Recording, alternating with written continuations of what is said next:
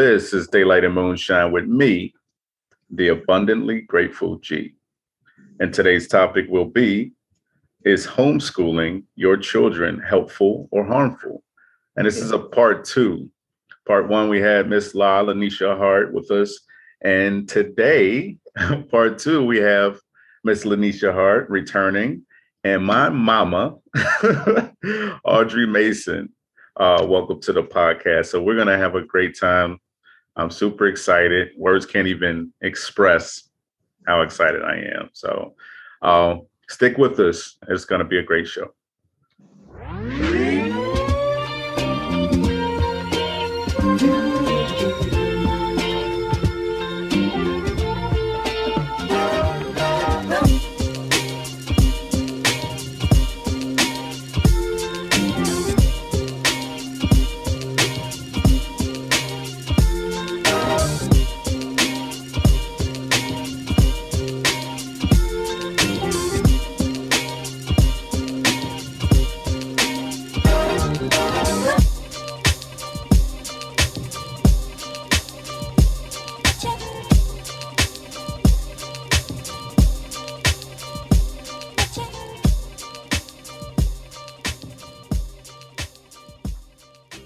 Welcome back to the D.A.M Podcast, y'all, episode 24. And as promised, this is a part two to is homeschooling your children helpful or harmful? And welcome back to the D.A.M Podcast, Miss La. And, welcome for the first time, Mama. People praise God. Definitely. Absolutely. So, man, I don't even know where to start. I've been thinking about this all week. So first of all, first and foremost, I want to say thank you so much to the both of you. It's been a really rough week for me, probably for everybody, but just between work and everything else, I've had to put this off, I think 2 or 3 times already. And both of you were very, very patient with me, and I'm extremely grateful for that. So thank you both for being very patient and understanding. Yeah, so this episode had to happen. It had to happen. So, but it didn't happen before it's time. Exactly. Because I'm thinking to myself, I was thinking, whatever's in God's will, whenever, that's when it's going to happen. Yes, ma'am. Absolutely. So I sat back and waited. Mm-hmm. Absolutely. Yep. All right. So how are you two doing? We'll start with Miss Lawson. You were in episode 1. You had a lot to share, a lot of great information. How is everything going with you today and since we last talked?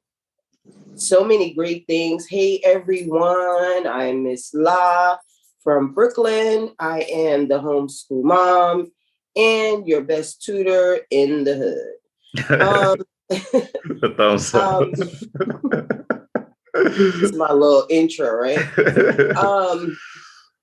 So for me, I'm having a blessed week. I have my logo. Nice. And I have my business name. Awesome. So I'm stoked about that. As you know, we've been collabing on the app, and I've been connecting with a lot of great people, and they've directed me to a lot of other great people and put me in connection with people who do websites, logos, and everything. So this is, I'm not going to reveal just yet. Okay. I'll let you know what it is. Definitely. And it's for my tutoring business. So I'm stoked about that, guys. Yeah. Oh, that is awesome. That's awesome. Congratulations on that. Thank you. Definitely. So, Ma, how are you doing today, Ma? What's going on in your world? Introduce yourself to the good people of Daylight and Moonshine. Well, like you said, I am your mother. And I'm blessed. I don't complain. I won't complain, because you know what? Like I always say, it always could be worse. Definitely. So I don't complain. I am retired. I was a senior accountant, staff accountant where I worked. Okay. So I'm retired for 2 years now. since 2019. And then I've been taking care of my older brother.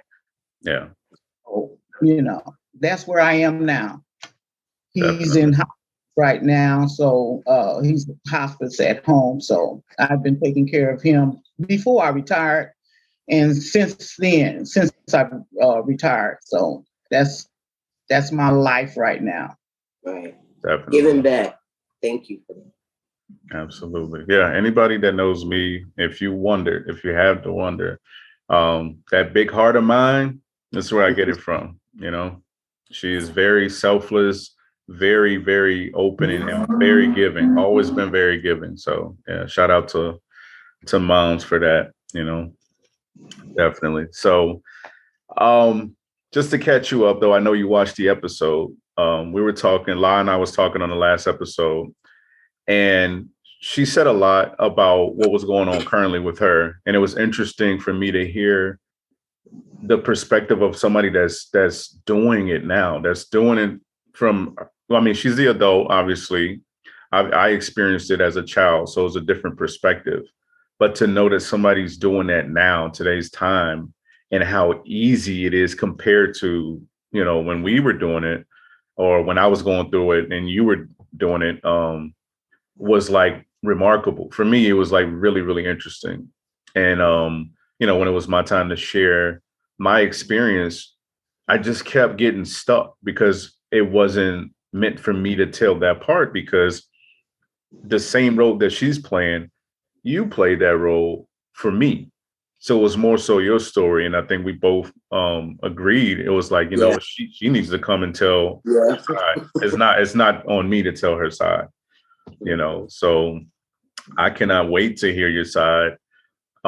Me personally, though, I experienced it, like I said before, it was from the perspective of a child, a very in tune, sort of mature child, but nonetheless a child. So for me, it's going to be really interesting to hear your perspective as an adult. I'm an adult now to receive that. I don't think we really had that detailed talk, and we talk about everything. Yes, exactly. We talk about everything, but we hadn't had that talk. So let's leave with that, just to kind of pick up on the last episode. Take us back to, and if y'all see my camera go out or whatever, I'm not reaching for tissue or nothing like that. It probably probably some internet thing or something like that might happen. Yeah, so just y'all just keep talking with it. I'll scan the room, brother. Kleenex. Y'all just keep on talking. I'll troubleshoot the camera if it goes out. Mm-hmm, mm-hmm. Yeah. I don't know what that sniffling sound is. Let me see something wrong with the microphone. I don't know what's going on. Equipment just shutting down on me. I'm telling y'all now. I pre-warned you. Yeah, right. Okay. Internet been shaking. Right. Well, since you're giving the pre-warning, let me give one. Okay. You're passionate. I may give. Well, you know what? We laughing about it, but you know what? I'm listen. I done already felt like I wanted to shed a couple tears myself. Yeah. Because it's a real sensitive and serious subject when you're thinking about your children and that sacrifice that you have to make as a mom or as a human being. Mm-hmm. So you can go and get your Kleenex and your tissue or whatever you need to get. Definitely. Okay, Ma. So take us back. Let's go all the way back. Just take us for a walk through your world. What was going on at the time, and what was your experience like? Well, I thought about this from when I watched the podcast and saw that I was invited. And from that moment on, just a whole plethora of thoughts and feelings started flooding in that I had forgotten about, memories that I had forgotten about. Yeah. So let me start by saying my reason for doing it, it's just so broad, but and I thought about how I can just pin it down. And so to pin it down, it was because of my walk with God. And that was my reasoning. That was my reason for doing it. And I know that's a very broad statement.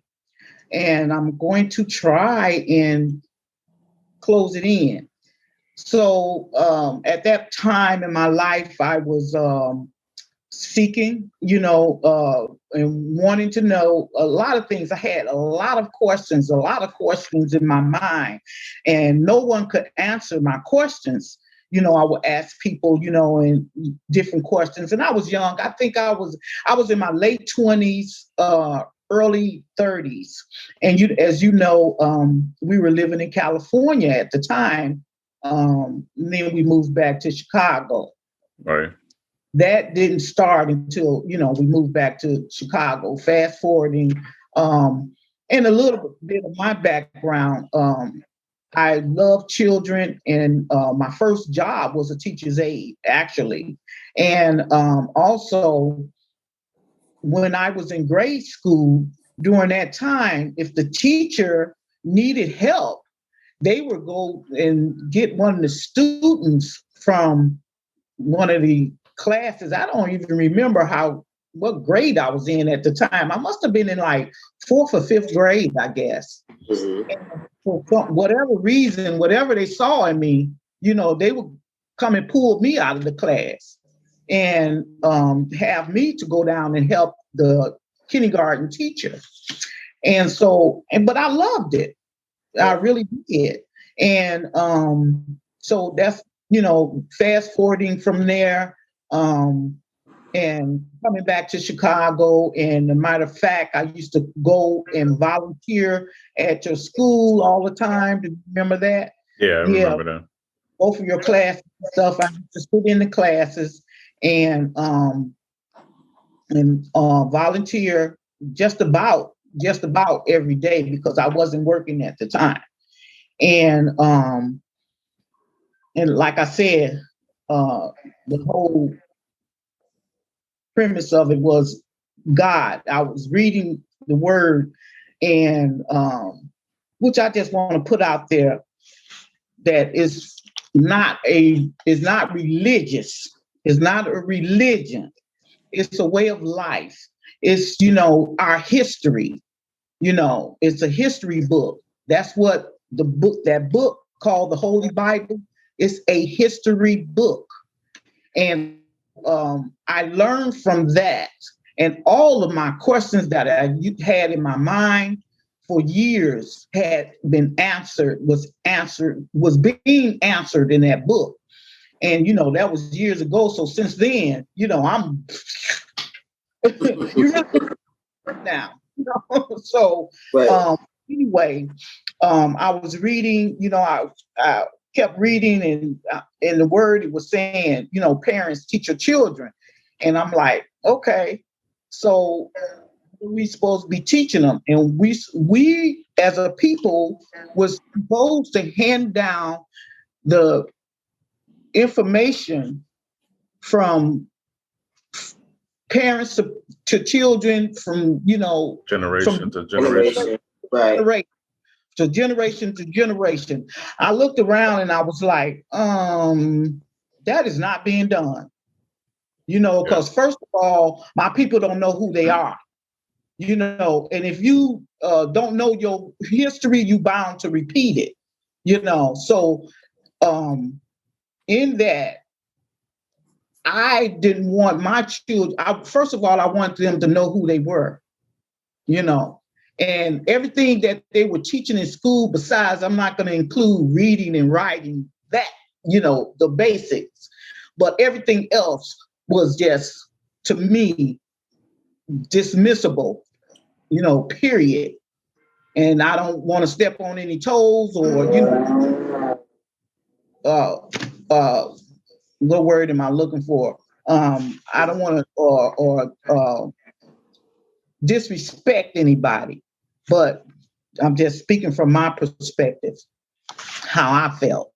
Yeah. And my teaching with them was the basics. And then like I said, I wanted them to know who they were. And also, I was more of a hands-on. I heard you, when I watched the last podcast, I saw you hold up this financial book and everything. And it took me back. And I was like, I did it differently. See, I didn't have Amazon. We didn't have computers. Yes, ma'am. We didn't have any of those things. Yes, ma'am. I used to talk with them all the time. And, my door was always open. It was nothing they could not come to me and talk to me about. So I spoke to them about banking and all that. Then I took them to the bank. Well, at least I took G to the bank. His brother didn't want any parts of it. So I'm like, I didn't force them. I don't force anyone to do anything, So I didn't force them. I'm like, okay, G wanted to go. So it was just him and I. So we sat down with the banker, and the banker explained things to him. And he decided on his own what type of account he wanted. And he got it, and he saved his money. And when the time came and it matured, he bought him a car. That's what he purchased his first car with. So going back a little more, it was everything. Teaching them how to shop, what is a sale, things like that. What's a sale? What's a good buy? What's a real sale? Not just because they say sale. What that MSRP go for versus what they putting on that tag. Exactly. So things like that. So I felt like, these are the things that they are going to need to know, to live in this world, and be productive. On another tip was, and like you were saying, I had a lot of negativity, coming at me. And G mentioned how I would, take them out, put them back in and everything. And because of this negativity, and at the same time, like I said, I'm reading the word, and he was saying, parents teach your children, and how we're supposed to pass down this information that's in our history, which is story, but our history. Repeat the last part, man. It was blocked out. Just repeat the last part you said. Excuse me, what part? Not his story, but our history. Yes. That's what that book is. Because when I was in school, I hated history because it never said anything good about us. It barely mentioned us at all. Yeah. During that time, if it mentioned us, we were slaves. Yeah, that's a fact. I always think to myself, well, darn, well, before they brought us over here, what were we doing then? Okay, we had to be doing something. And all the movies we saw on television, we saw half-naked people and running around and acting like animals. That's how they portrayed us. Right. Wanting us to believe that's what our culture was. Yes, ma'am. Yeah, that's what our culture was, and that's what what we were doing before we was brought over here, as if they did us a favor. Right. None of that is true. Right. None of that is true. A matter of fact, the people that they were portraying, that we saw on television, was not even us. Was not even our people. They tried to relate us together because we all had dark skin. And the Bible talks about this people that God had chosen for himself, the people of Israel, and Abraham and Isaac and Jacob. That's what I taught them about, who their history was, who their forefathers was, not Abraham Lincoln and all these people. Because nothing in this system was intent for us. Nothing. Nothing was intent for us. It wasn't made up for us to help us. Right. So with all that, and like he said, they were taken, and then, of course, by the grace of God, I got them back and continued on my journey, continued, and that's when I just, stood firm. But I had thought about another thing before we actually got together. Something else that had came to my memory was that when they were taken, it was the truant officer that came to the house, and I was trying to remember, did she come by herself at first and then came a second time? I think she may have come by herself the first time, and I just said what the word said. I wasn't afraid, because my feeling was, you're not the boss of me. Right. Well, God is above us all, and I fear him more than I fear you. Absolutely.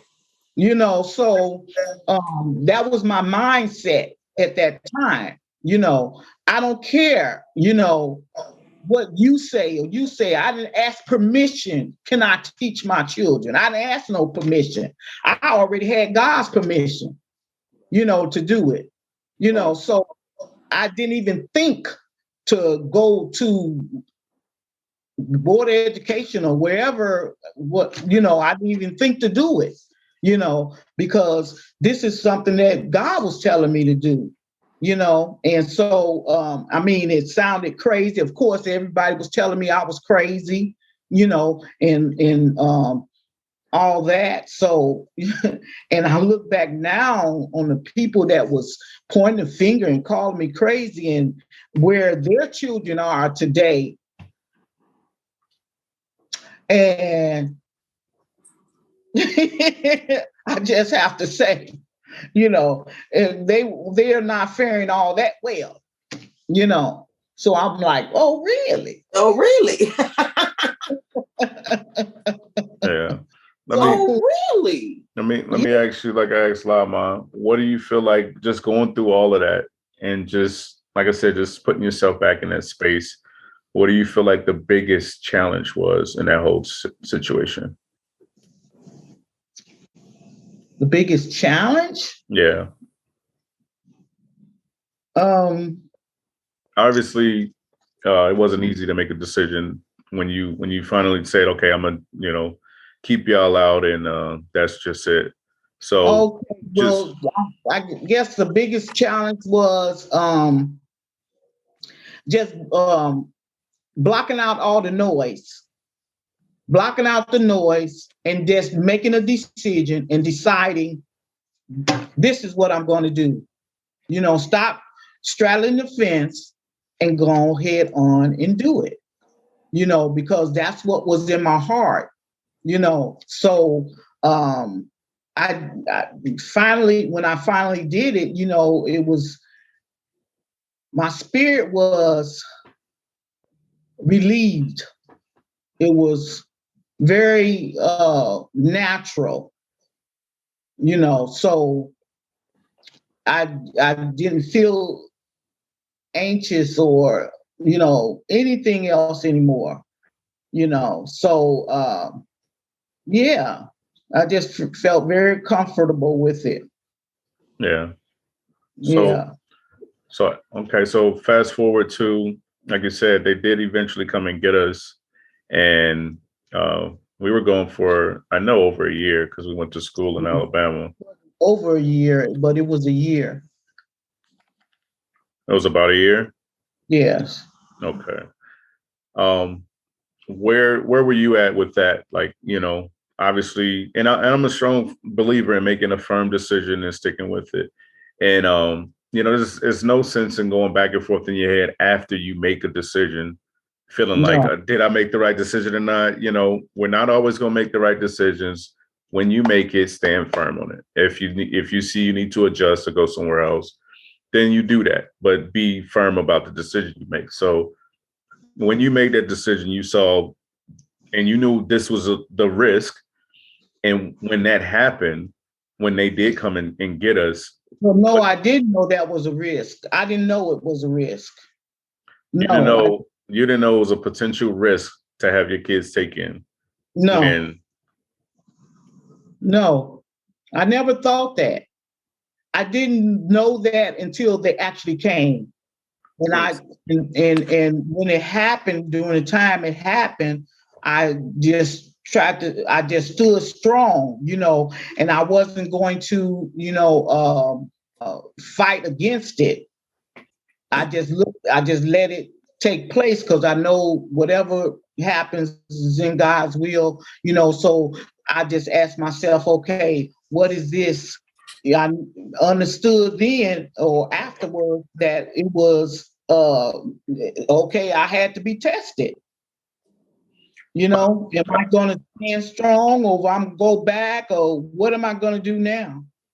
So it seemed like I do remember the school reaching out a few times, basically saying, hey, we noticed when we were in and out or whatever, we noticed that, so-and-so wasn't in school today or whatever. There's everything going on. Because like you said, you told us everything.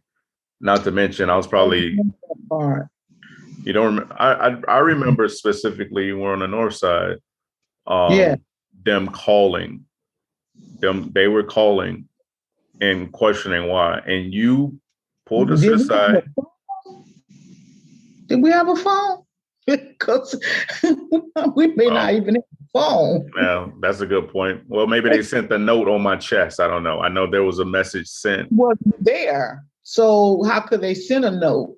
You said what? The fact that, you all wasn't there in school, that's what made them come. And see, on the south side of Chicago, they just, which was in the hood, different hood. It wasn't a big deal. It wasn't a big deal. They cared less, I guess. But this was on the north side of Chicago where, it was mixed. Right. They did things differently. So, that's why I say I wasn't expecting that. That was my very first time ever living on the north side of Chicago. All my life I had lived on the south side of Chicago. So, I mean, but respectfully, it's not like, when we have our kids and they give us a pamphlet that say, hey, by the way, when your kid turns 5, you have a choice whether or not you can homeschool your child or not. They only drive, bring your kid to school, bring your kid to school. So quite naturally, at that time, it's a little bit more relevant now, but quite naturally, at that time, that wasn't popular. And that wasn't an agenda that they pushed because they were, my son, your brothers were numbers. Right. In an accounting log. Right. So if your body is not present, that's about how many of our thousands of dollars that they can account for. Mm-hmm. So it really didn't have nothing to do with them caring about you being in school. They needed to have a number. Yes. And it's much deeper than that. Just indoctrinating us with their education. You have to remember, we are not in our land. We are still in our enemy's land. And everything that we're being taught is what they want us to know. Okay? So when my eyes was being open and I was seeing and all this, reading it and then seeing it, and I was like, oh, okay, so, and then I'm reading, and it was like every question that I had because I read day and night. Okay. So I'm reading that, be ye not conformed to the world, but be ye transformed by the renewing of your mind. I'm like, okay. So, and also it was, what else?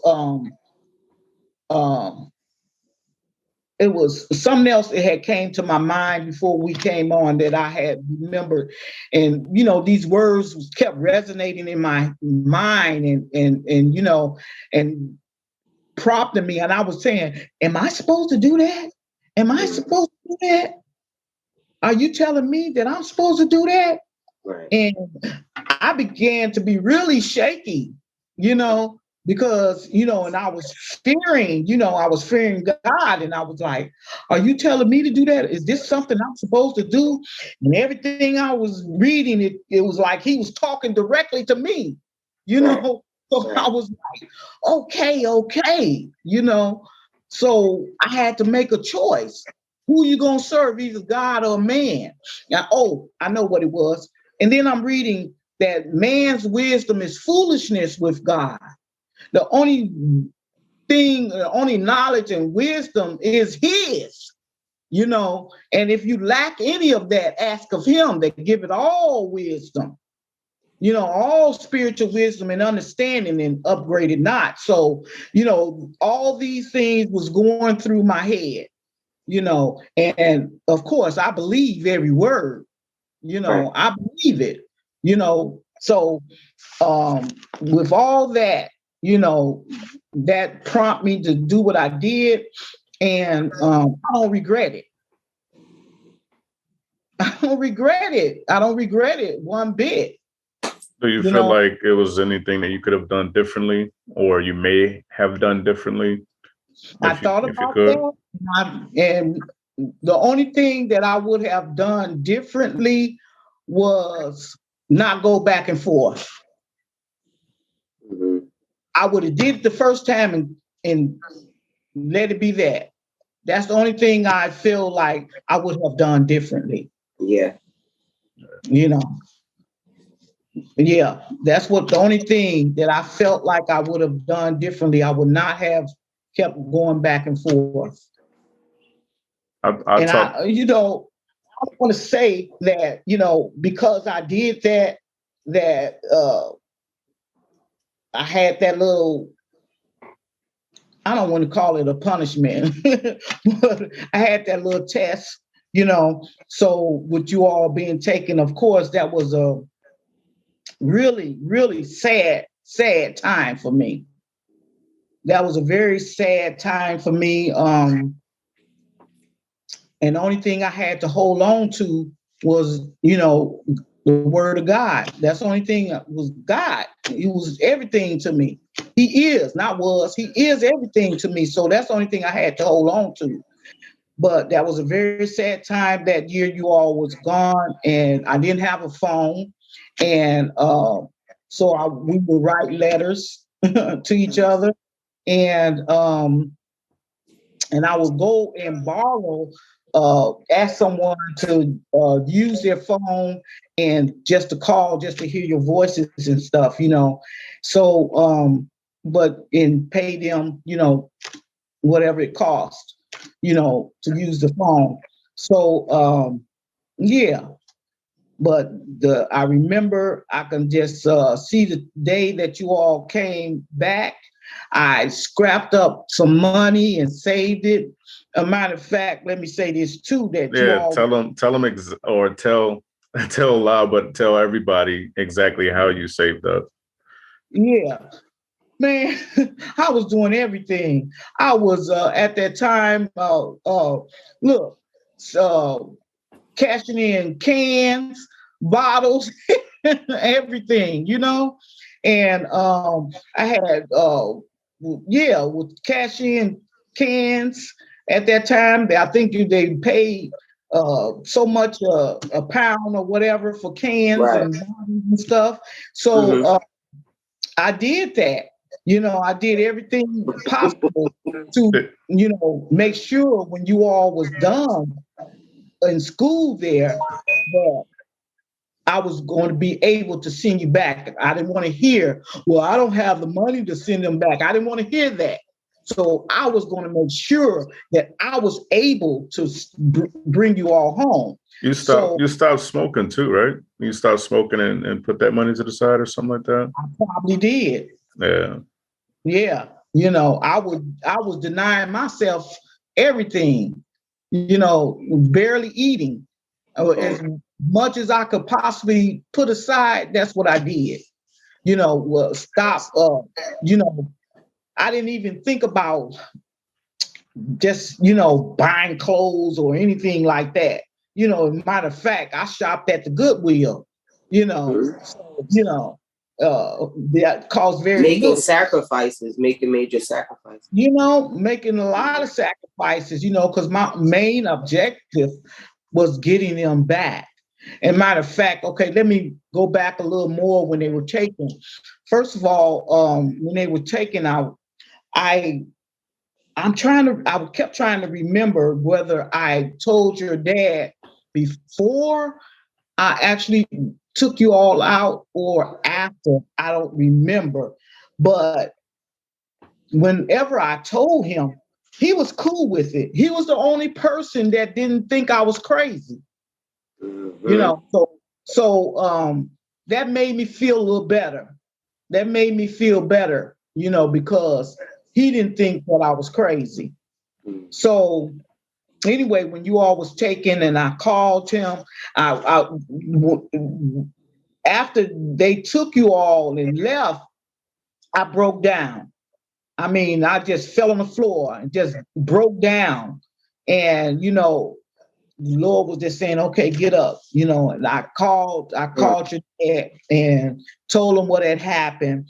So he called his mom and asked his mom to go get you all. I don't know if I ever asked you, how long was it before she came and got you? Do you remember? That is one part that I think I can't remember if I mentioned it, but Dad played a huge part in my life as far as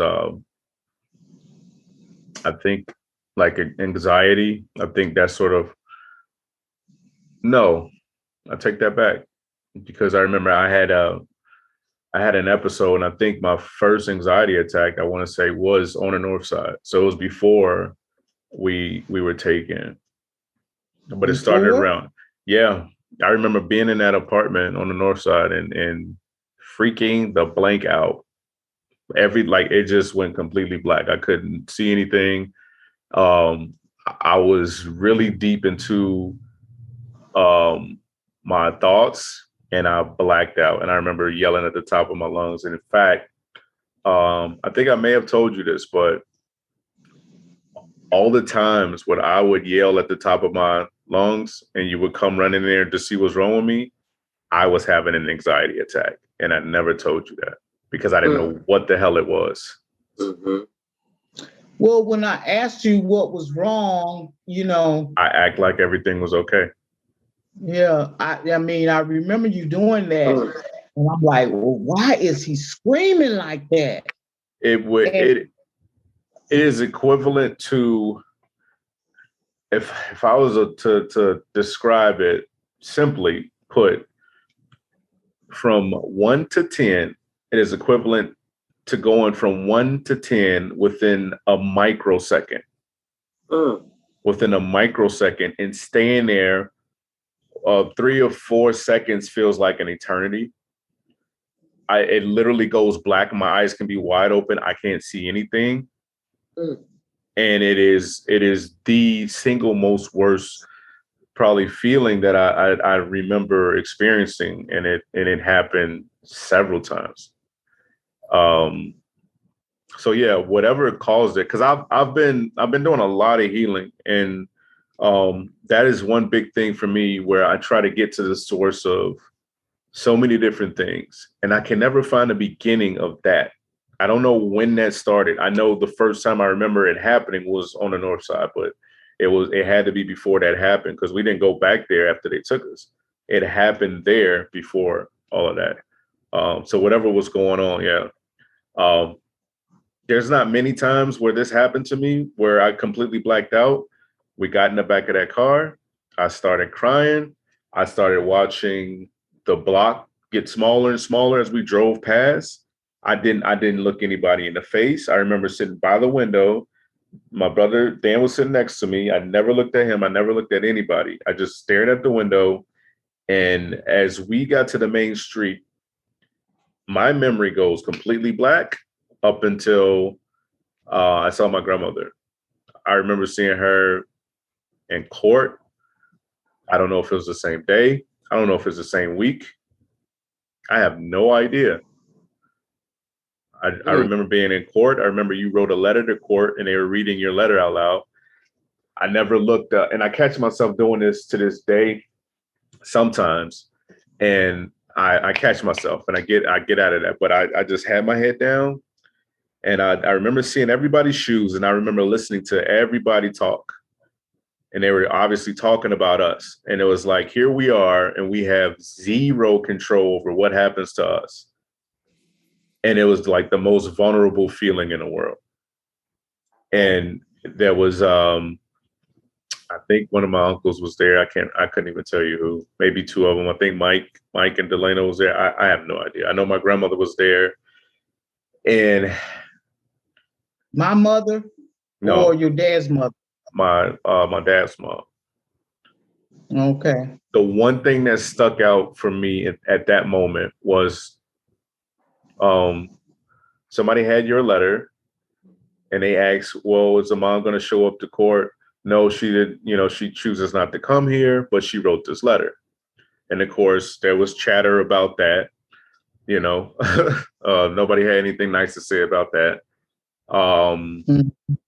And the biggest thing that bothered me was they were talking about right in front of us, splitting me and my brother up. So me and my brother, we had two different fathers. And the grandmother that was there was my biological father's mom. And right there in front of us, they was saying, well, he's not going to be able to go with you because this is not your grandson. And the thought of not only did we just go through all of this stuff, but I could potentially be going through this on my own now. And what's going to happen to him? Like, I cared so much about what was going to happen to my brother that I couldn't even, like, it didn't even matter what was me. I felt like I was okay because I literally had family there. But the fact that they were talking about taking him, that broke my heart. Like, it really did. Yeah, and like I said, just processing that as a child, just trying to process that as a child was a lot. It was a lot. It was a whole lot. Too much. That's too much for a child to even try to process. Definitely. Right. And I fast and pray there are no residuals. Yeah. And you what? I'm sorry, I hear you. That there aren't any residuals. Like anything that happened then, you still wrestle with now. You know what I'm saying?